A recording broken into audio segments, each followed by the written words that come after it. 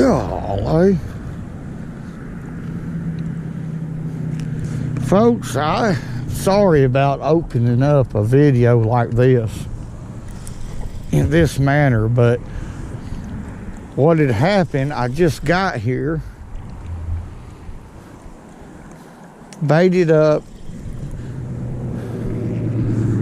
and got bit. That fish knocked the fire out of that.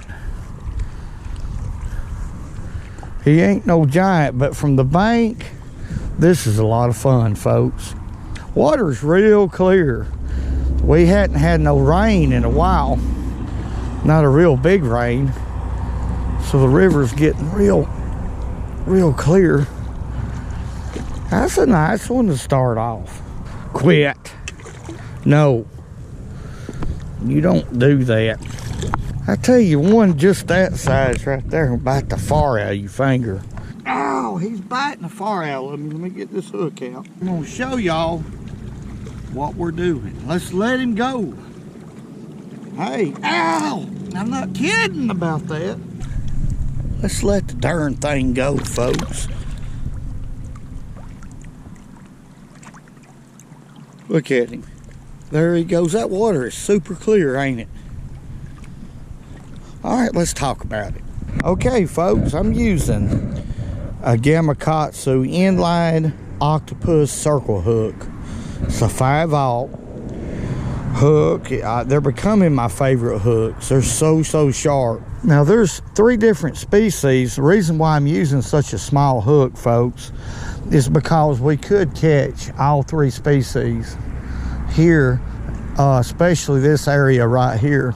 We could catch channel cat, blues, which we done caught a blue, and flatheads right here. And I'll tell you the reason why it's such a good place right here. And there's about 3 different spots down this rip route that's the same way. And on the other side of this bridge, there's some places too.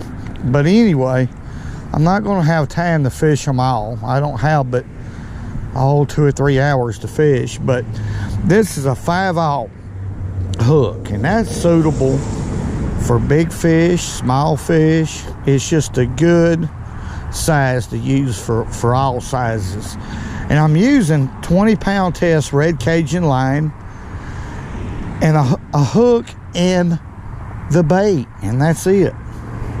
That's it. Let's hook this up. Here's a piece of skipjack herring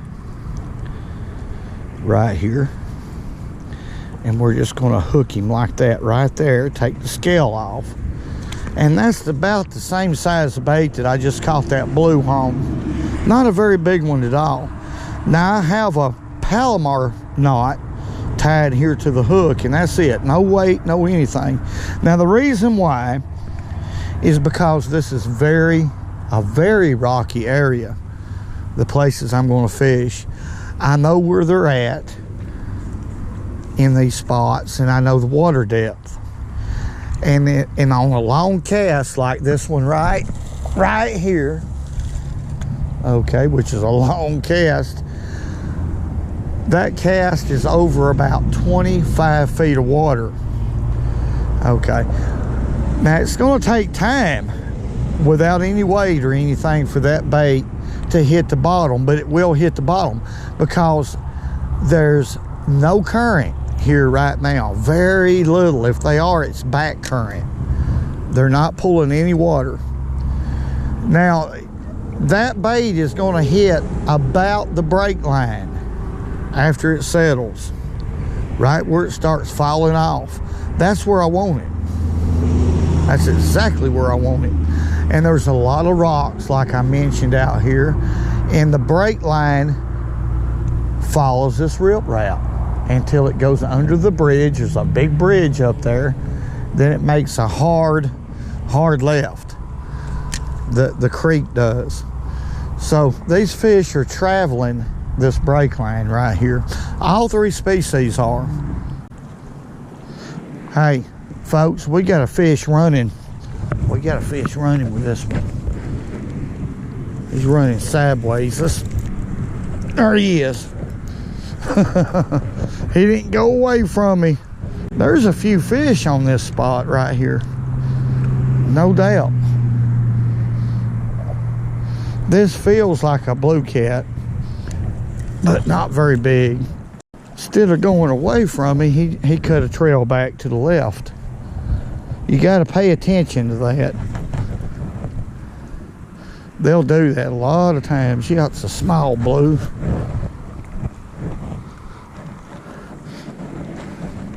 I mean, he's small, but he's fighting on this type of tackle right here. Look here. Look at there, look at there. If I hadn't been paying attention, watching my line, I'm a line watcher, I wouldn't have seen that. That's a small fish right there, but that's the size right there that's good eating. Come on up here. He's skinned up for some reason. Let's look at him. Catfish, I tell you, they go through, they must have a hard life. See that right there? He's been skinned up. That's healed. I don't know what could have done that. No telling. It's a hard world out there where they live. Just as hard as where we live, just about it. But let's let him go. Maybe we'll be able to see him swim off. That water's so clear. Look at him. He bolted back out to deep water. They ain't no telling. They could be an old biggin out here, folks, because Bursell, he's got the gas. Bursell's got the gas. Now, this is a cadence rod right here. See, R7, 7-foot medium action rod, and it's CS10 reel on it, which is, to me, it looks like about a 3,000 size reel, loaded with 20-pound test. Line, mono, always mono around these rocks, but I'm fishing pretty light. I'm doing that to have fun. Now, I also have a bait casting rod right there. It's a Team KVD reel with a 7-foot medium heavy halo rod loaded with 20-pound test line, same size circle hook, same everything. Okay, now to keep from a catfish jerking that rod in, I have the tensioner turned up real tight on that bait casting reel, and I have the thumb bar pushed down, so if a fish hits it, it won't jerk my rod in. It'll just peel line off the spose, so we're fine there. I've got some skipjack herring up under that ice. It is very, very important that you have the freshest bait that you possibly can when you're fishing for these catfish. You'll get more bites, you'll catch bigger fish. There's no doubt in my mind about that. Now, skipjack herring is the type of fish that you have to keep in good shape. If you don't, they'll rot really quick. And I'm gonna tell you, blue cat or flathead, either one, they just won't hit it if it's runt. There's y'all word, a southern word. If it's runt, they don't want no part of it. You may get a few channel cat peck around on it or something like that, but you can just about forget about blues and flatheads unless they're just starving to death. And these fish in these big rivers and lakes, well, they're not starving to death. There's plenty of food out here. But this is a cross section. That's what I've been catching my fish on here lately. And I've shown this before, but anyway, right here, this is the gut pocket right here. Right here is how I hook. Right in the center of that gut pocket like that. That gives a lot of exposure, hook exposure, and you'll catch them almost every time if you'll do that. And it works on bluegill or any other cut bait.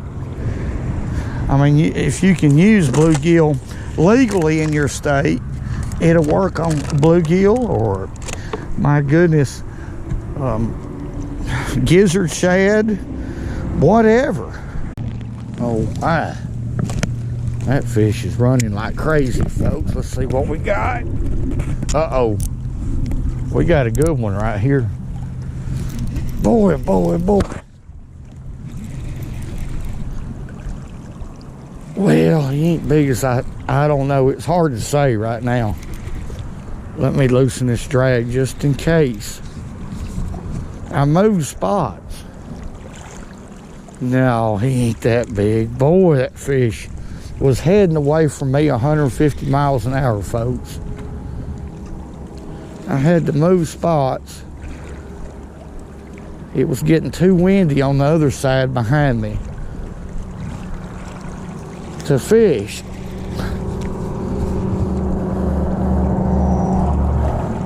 Not that big a fish, but it's nice for this lighter tackle like this and bass rods. Oh, it's a nice one. It's a blue. I'm excited. I love this bank fishing. This was a requested video. Hey Richard, do some catfishing from the bank. Well, I love it. Ain't that fish pretty? Oh, in that clear water. You can see how a catfish fights in this clear water. They use that tail, don't they? Well, Richard, all fish uses their tail. Well, I'm a little slow, folks. I love this stuff. Look here at this fish coming in. Come here. He's kind of hooked funny, not in the corner of the mouth.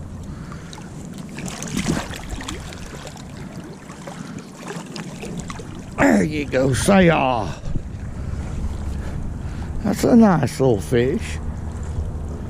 That's not a giant blue, folks, but from the bank with light tackle, it's a lot of fun. You can catch them from the bank. You can catch some big fish from the bank.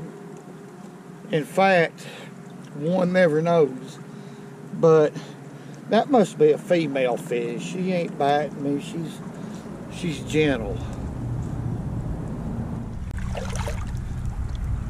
Alrighty, folks. Now I'm pretty much throwing this dude out here as far as I can on it.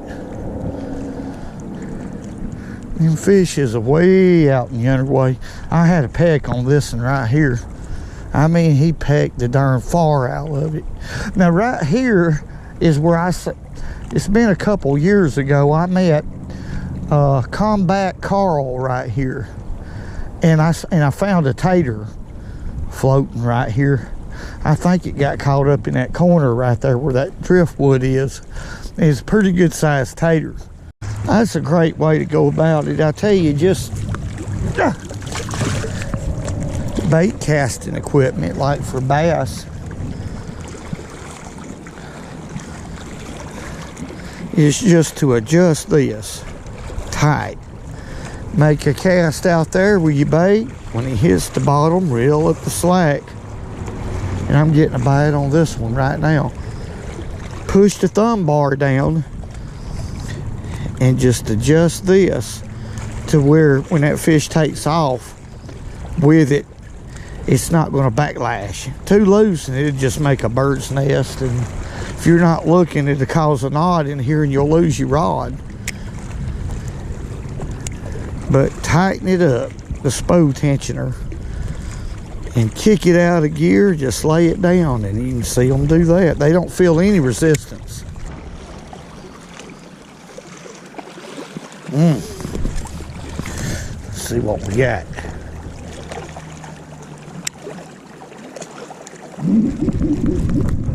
There he is. Got you, didn't I, boy? That fish kept messing with it, and messing with it, and messing with it. And he messed up. Boy, what a pretty, look how pretty that sun is, folks. I'm fixing to run out of daylight. I hadn't been here long. Catfish is eating it up. They're biting pretty good. Not bad at all. I haven't hooked a big one, but I've sure had a lot of fun this evening. And that's what fishing is about. Hey, cutting the rug, ain't he? That's another channel cat. Pulling son of a gun. That's what he is. Shot another channel on there. Big channel too. Come on up here. My goodness. Fighting son of a gun. I tell you what. I don't know of anything that beats this, folks. Peaceful as can be. Peace. That's what most people are seeking. It's very important. Let's let him go.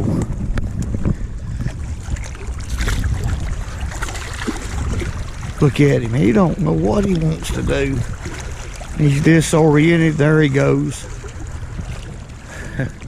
All right, folks. That was an enjoyable afternoon of fishing. Can't beat that for a couple hours.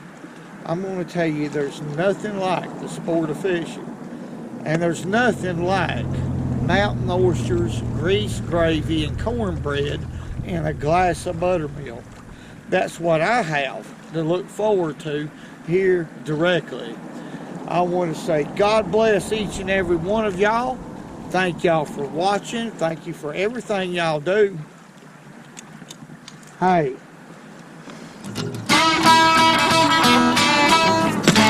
And remember, go fishing when you can, because it's good food.